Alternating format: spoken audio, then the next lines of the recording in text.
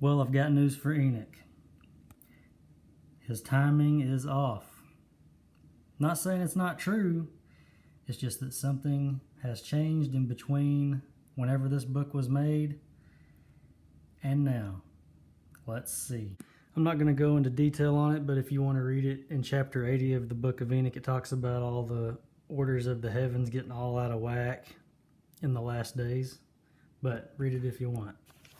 I just haven't felt like getting in front of this camera and making videos. We'll see what happens anyway. Well, the summer solstice happened, and this is the first solar event that I've really felt confident in methods I've used to even find out what the sun says as far as solar events and all that stuff goes. And what did I discover for myself? I discovered what time it is. Not day-to-day time, but a much bigger clock.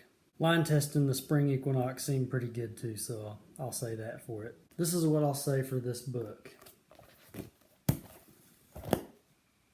It's correct, but some information in it is no longer correct.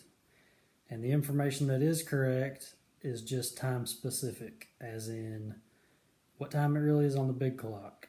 So if you're trying to hunt down real time, like I once was, and you're trying to find nature to line up to what this book says concerning what a year is, how many days between events, you're going to find that it's no longer in the timing that that book gave. But you will find other parts of that book to be accurate concerning it being not on time. It never really was a mystery as to what time the big overall clock was really on. If you don't understand that these days we're in are probably some of the final days, then don't know what to tell you. You just believe whatever you want to believe. There's not many people out there today that would notice if time was off by a day. There's nobody looking.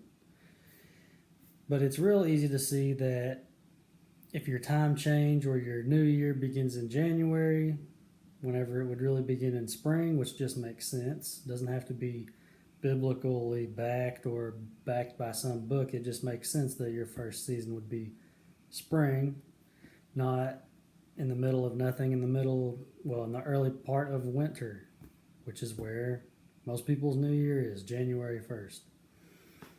Things like that, they're no-brainers for me. I won't go back to them, just like any of their holidays.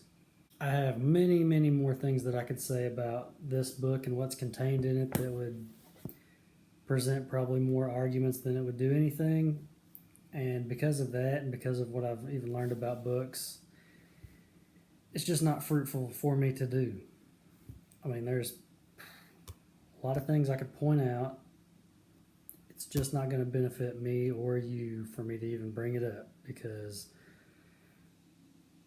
there's more closer things to be needing to focus on than what's going on up there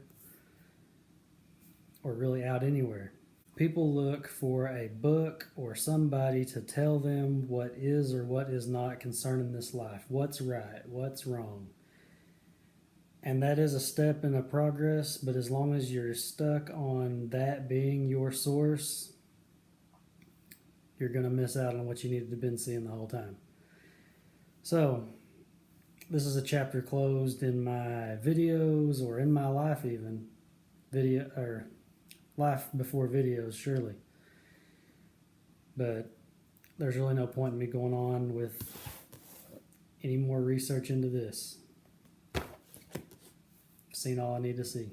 Soon enough, I'll give a demonstration of the device I just made for clocking the sun, if you want to call it that, measuring days by angles.